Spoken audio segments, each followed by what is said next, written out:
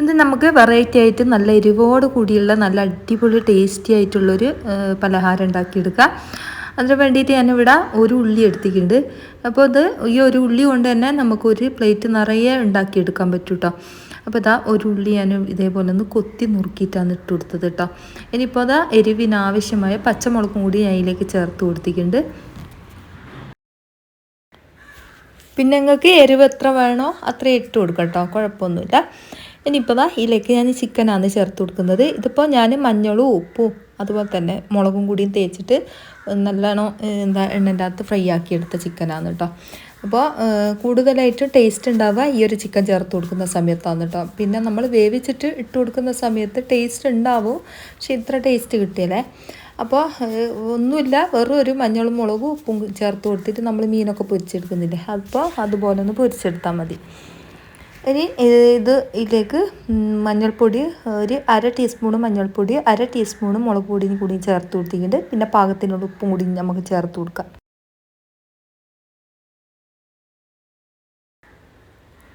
ഇതുപോലെ ഒന്ന് കൈവച്ചൊന്ന് ചെറുങ്ങനൊന്ന് കുഴച്ച് വെച്ച് കൊടുക്കാം കേട്ടോ. ഇപ്പോൾ ഞാൻ ഇതിലേക്ക് കുറച്ച് കുരുമുളകിൻ്റെ പൊടിയും കൂടി ചേർത്ത് കൊടുക്കുന്നുണ്ട് കേട്ടോ. പിന്നെ നമ്മളിത് കൈവച്ച് കുഴക്കുന്നത് എന്തിനാണെന്ന് വെച്ചാൽ എല്ലാ ഭാഗത്തും ചിക്കൻ്റെത് എത്തേണ്ടിയിട്ടാണ് കേട്ടോ. ഇനിയിപ്പോൾ ഇത് നല്ലോണം ഒന്ന് കൈവച്ച് തന്നെ കുഴച്ചെടുക്കാൻ ശ്രദ്ധിക്കണേ. ഇത് ഉപ്പ് പാകത്തിന് നമ്മൾ ചേർത്ത് കൊടുത്തിട്ടുണ്ട് കേട്ടോ. പിന്നെ ഇതിലേക്ക് ഗരം മസാലപ്പൊടിയാണ് കേട്ടോ, ഒരു 1/4 ടീസ്പൂണ് മാത്രം മതിയാവും, കൂടുതലാവാൻ പാടില്ല കേട്ടോ. ഇനിയിപ്പോൾ ഇതിലേക്ക് ഒരു 1/4 ടീസ്പൂൺ തന്നെ ചിക്കൻ മസാലപ്പൊടിയും കൂടി ചേർത്ത് കൊടുക്കുക. എന്നിട്ട് മക്കിയിലേക്ക് പുഴുങ്ങിയ ഉരുളൻകിഴങ്ങില്ലേ ഇതേപോലെ ഉടച്ചത് ചേർത്ത് കൊടുക്കുക. ഇതിപ്പോൾ 2 ഉരുളൻകിഴങ്ങാണ് ഞാൻ എടുത്തത്. അപ്പോൾ നിങ്ങൾക്ക് കൂടുതൽ വേണമെങ്കിൽ കൂടുതൽ എടുക്കുക, അതിനനുസരിച്ച് ഉള്ളിയും കാര്യങ്ങളൊക്കെ കൂട്ടി കൊടുത്താൽ മതി കേട്ടോ. അപ്പം ഞാൻ പാത്രം ഒന്ന് മാറ്റിയിട്ടുണ്ട്. ഈ ഒരു പാത്രത്തിൽ എനിക്ക് ഇത് കുഴച്ചെടുക്കാൻ പറ്റില്ല കേട്ടോ. അപ്പോൾ ഇതേപോലെ ഒന്ന് കൈവച്ച് തന്നെ എല്ലാ ഭാഗത്തും ആകുന്നത് വരെ ഇതൊന്ന് കുഴച്ചെടുക്കണേ. കൈവച്ച് തന്നെ കുഴച്ചെടുക്കണം കേട്ടോ, എന്നാലാണ് എല്ലാ ഭാഗത്തും ഈ ഒരു ചിക്കനും ഉള്ളിയൊക്കെ ആയി കിട്ടും കേട്ടോ. നമ്മളിപ്പോൾ പൊടിയൊക്കെ കുഴക്കുന്നില്ലേ, അതുപോലെ കുഴച്ചെടുത്താൽ മതി.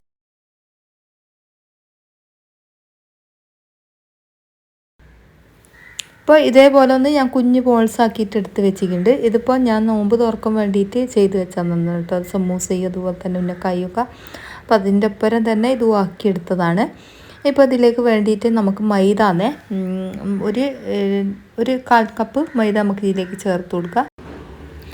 പാകത്തിനുള്ള ഉപ്പും അതുപോലെ തന്നെ കുറച്ച് വെള്ളം ഒഴിച്ചിട്ട് ഇതൊന്ന് കലക്കിയെടുക്കാം കേട്ടോ. അധികം ലൂസായി പോകാൻ പാടില്ല കേട്ടോ, കുറച്ചൊരു ടൈറ്റിൽ തന്നെ നമുക്കിത് കലക്കിയെടുക്കണം.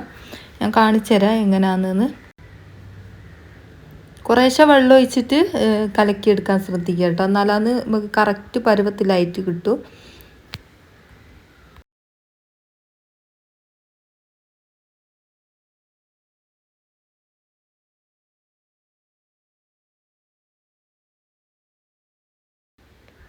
ഈ ഒരു പരുവത്തിലാണ് നമുക്ക് വേണ്ടത്.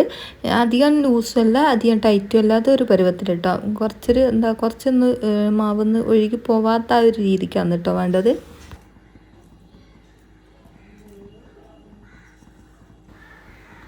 അപ്പോൾ ഓരോ ബോൾസ് നമുക്ക് ഈ ഒരു മാവിലേക്ക് ഇട്ട് കൊടുക്കുക. നമ്മൾ ബോണ്ടയൊക്കെ പൊരിക്കുന്നില്ലേ, ആ ഒരു പരുവത്തിലാണ് നമുക്ക് കിട്ടേണ്ടത് കേട്ടോ. അപ്പോൾ ഓരോ ബോൾസ് ഞാൻ ഇതേപോലെ എണ്ണയിലേക്ക് ഇട്ടിട്ട് ഒന്ന് ഫ്രൈ ആക്കി എടുക്കുന്നുണ്ട്. ഒരു ഭാഗം മൊരിഞ്ഞതിന് ശേഷം നമുക്ക് ഇതേപോലെ ഒന്ന് തിരിച്ചിട്ട് കൊടുത്തിട്ട് ഒന്ന് മൊരിച്ചെടുക്കാം കേട്ടോ. 2 ഭാഗവും നല്ല ഗോൾഡൻ കളറാകുന്നത് വരെ ഒന്ന് പൊരിച്ചെടുക്കുക. നല്ല ടേസ്റ്റാണ് കേട്ടോ ഇതേപോലെ എടുത്താൽ. അപ്പോൾ എന്തായാലും കുട്ടികൾക്കൊക്കെ എന്തായാലും ഇഷ്ടപ്പെടുന്ന നല്ലൊരു റെസിപ്പിയും കൂടിയാണ് കേട്ടോ. ഒരു പ്രാവശ്യമെങ്കിലും ഇതുപോലെ ഒന്ന് ചെയ്ത് നോക്ക്, എന്തായാലും ഇഷ്ടമാവും.